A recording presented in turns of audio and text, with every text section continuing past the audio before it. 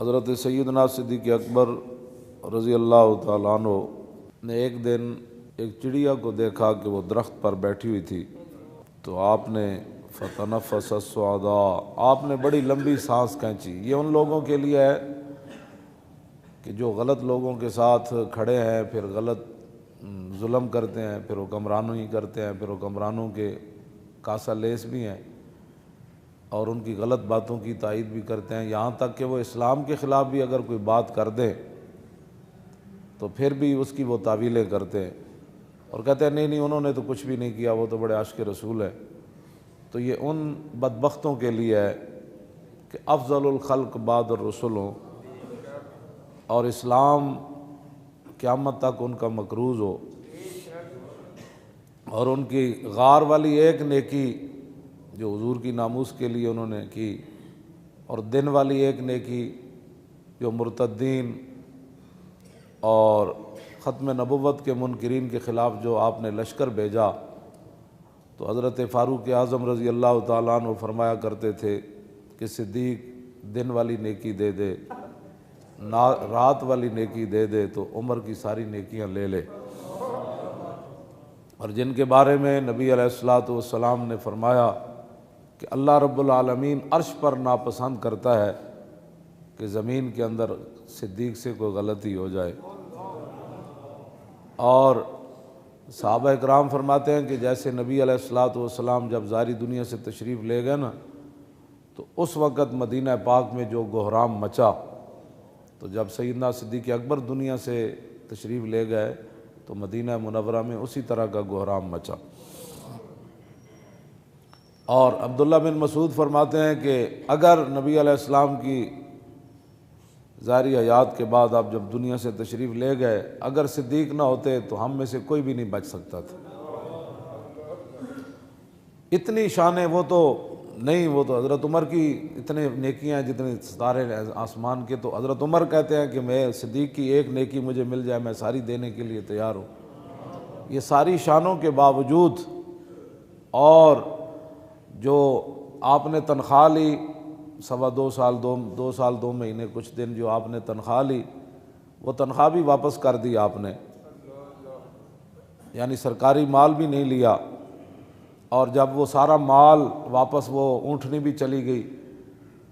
اب اتنے بڑے آدمی ہوں، اتنی بڑی شانوں کے مالک ہوں، اور ان کے جو ہے وہ یہ بھی میرے سامنے پڑا ہے، امام عبدالرؤف مناوی نے لکھا کہ آپ کا جگر جو ہے وہ کلیجہ وہ جل گیا تھا، مشویتن وہ بھونا ہوا بو آتی تھی آپ کے منہ سے، اور اتنا آپ کو خوف خدا بھی تھا اور حضور کی امت کا بوجھ بھی تھا، اور پھر حضور کی تشریف آوری کے بعد امت کو بالکل سر منہ ادھر ہونے سے سیدھا رکھ کے آگے حضرت عمر کے حوالے کرنا تھا، تو آپ کو اتنا خوف خدا تھا اور حضور کی امت کا اتنا درد تھا، اور دین کا اور حضور کی ختم نبوت کا، ناموس رسالت کا۔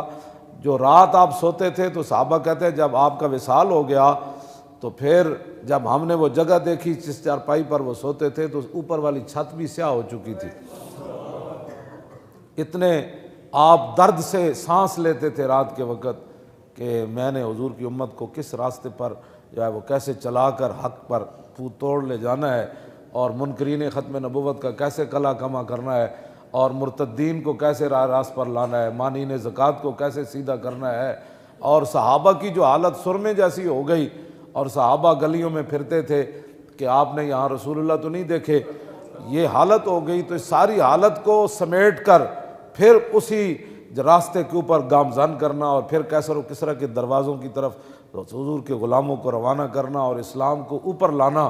اور یہ جن لوگوں کے یعنی رات یہ صورتحال ہے، اور دن کے وقت جو ہے وہ جو کھانا ہے وہ مدینہ منورہ کے ایک عام صحابی، جو عام صحابہ عام تو نہیں ہے، مراد یہ ہے کہ کھانے پینے کے لحاظ سے ان کا جو ذرائع آمدن تھے اتنی تنخواہ لینی، اور پھر اپنی بیوی کو کہنا کہ بھائی آج مجھے ایک میٹھے کا دل کر رہا ہے ایک دن، تو انہوں نے کہا کہ اتنے پیسے تو نہیں ہمیں ملتے تنخواہ سے کہ جس سے آپ کے لیے میٹھا بھی پکایا جائے۔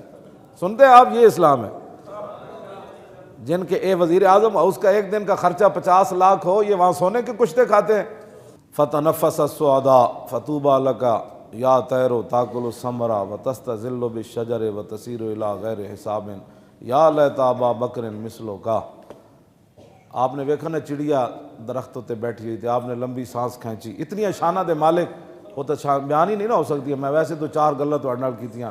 آپ نے لمبی سانس کھینچی تو آپ نے فرمایا طوبیٰ لکا یا طیرو, فرماؤ پرندیا, او چڑیا, او کبوتر, تیری کیا ہی بات ہے, تو کتنی خوش نصیب ہے. تاکل الثمرہ و تستظل بالشجر, فرمایا تو درخت دے پھل کھاندا اور درخت دی چھاواں تے رہنا. و تسیر الی غیر حساب, تو قیامت والے دن تیرے کو حساب بھی نہیں ہونا. تے صدیق دا کی بنے گا قیامت والے دن, اینوں تو رب دے سامنے حساب دینا پینا ہے.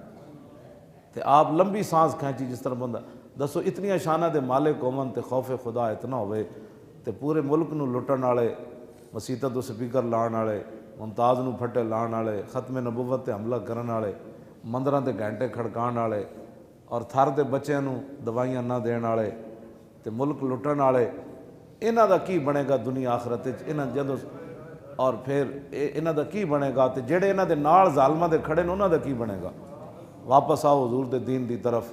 ہاں جی, واپس آؤ رسول اللہ دے دین دی طرف. ہن سونا نہیں, ہن جاگ کے رہنا ہے. نگھی چادر تان کے سو گئے, ہن تسی تے نہیں نہ سونا. ہاں, نگھی چادر تان کے سو گئے, مالک چور پچھان کے سو گئے. لٹن والیاں رج کے لٹیا, جاگن والے جان کے سو گئے. ہن نہیں سونا, حضور دا دین لیاؤ. کیوں جی؟ ہاں توجہ جی, او توجہ بھائی. انشاءاللہ جدو تسی حضور دے دین دی طرف چل پاؤ گے نا, ایک قرآن دا وعدہ ہے, نص ہے قرآن دی, والذین جاہدوا فینا لنہدینہم سبلنا وان اللہ لمع المحسنین. فرمایا جو لوگ ہمارے راستے میں چلنا چاہتے ہیں, محنت کرتے ہیں ہمارے, والذین جاہدوا فینا, ہمارے لیے محنتیں کرتے ہیں, لنہدینہم سبلنا, تو میرے حبیب انہوں نے دس دیو میں اتنا کریم ہاں کہ انہوں واسطے کئی راستے کھول دیاں گا. کئی راستے انہوں واسطے میں ہموار کر دیاں گا. چلن صرف اے, ہاں جاہدو دا مطلب ہے محنت, صرف اے پہلے محنت اے کرن, ستیا نہیں آندا. ہاں ابراہیم بن ادم ستے ہوئے سن نا اپنے محلے, تے انہاں دا دل سی میں ولی بن جاواں, تے میں بہت وڈا ولی کامل بن جاواں, تے سوندے محلے سن. ایک دن اللہ نے فرشتے بھیج دیتے انہاں دے محل ہوتے, انہاں جا کے محل ہوتے انہاں جناب پیر مارے زور زور دے. ابراہیم بن ادم باہر نکلے, انہاں کہا کون ہوئے؟ انہاں کہا جناب اٹھ گم ہو گئے تے اٹھ تلاش پہ کرنے. انہاں کہا اٹھ بھی کدی محلہ تے چڑھے؟ انہاں کہا جناب جو اٹھ محلہ تے نہیں چڑھ سکتے تو محلہ ستیا رب بھی نہیں لبدا. ہاں جی, پھر آپ گئے, پھر بعد نکلے. کیوں جی؟ تو پھر ایک دن اللہ اکبر اللہ اکبر, پھر ایک دن پتہ ہے کی ہویا, آپ نو جاندا کوئی نہیں سی نا, تے آپ گزرے جاندے سن, تے ایک بندے نے انہوں نے چنگا کٹیا,